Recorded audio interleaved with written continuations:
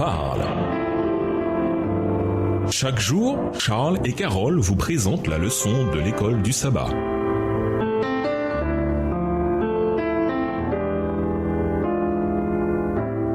Bienvenue dans votre émission. Dieu nous parle. Nous voilà à la leçon de jeudi. Jésus, le divin Messie.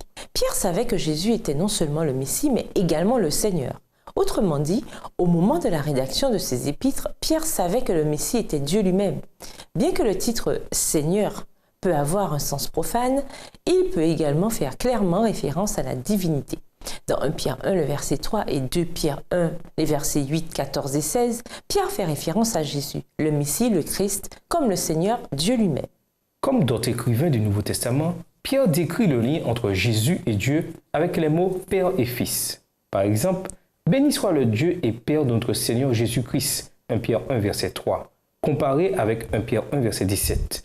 Jésus est décrit comme le Fils bien-aimé 2 Pierre 1, verset 17. Et une partie de l'autorité de Jésus, Seigneur, ainsi que son statut céleste, viennent de cette relation particulière qu'il a avec Dieu, le Père. Lisons 2 Pierre 1, le verset 1, Jean 1, le verset 1 et Jean 20, le verset 28. Que nous disent ces textes sur la divinité de Jésus? 2 Pierre 1, verset 1, Simon Pierre, serviteur et apôtre de Jésus-Christ, à ceux qui ont reçu en partage une foi du même prix que la nôtre par la justice de notre Dieu et Sauveur, Jésus-Christ. Jean 1, le verset 1, au commencement était la parole, et la parole était avec Dieu, et la parole était Dieu. Jean 20, verset 28, Thomas lui répondit, mon Seigneur et mon Dieu.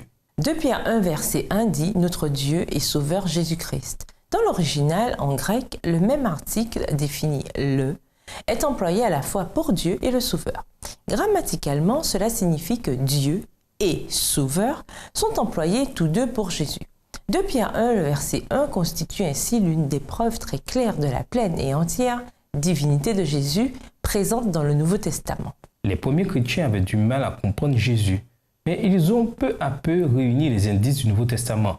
Dans les écrits de Pierre, le Père, le Fils et le Saint-Esprit sont distincts. Par exemple, Père-Fils, 1 Pierre 1, verset 3, 2 Pierre 1, verset 17. Saint-Esprit, 1 Pierre 1, verset 12, 2 Pierre 1, verset 21. Comme dans le reste du Nouveau Testament.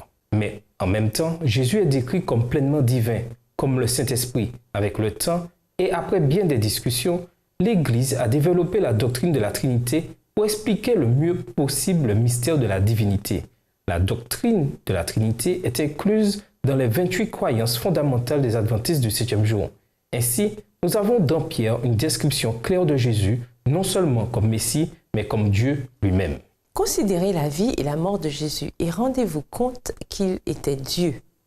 Qu'est-ce que cela nous apprend sur le genre de Dieu que nous servons et sur les raisons qui nous poussent à l'aimer et à lui faire confiance? Venez en classe avec vos réponses ce sabbat. Et nous vous laissons à cette question de réflexion. Qu'est-ce que Pierre a appris de ses rencontres avec Jésus?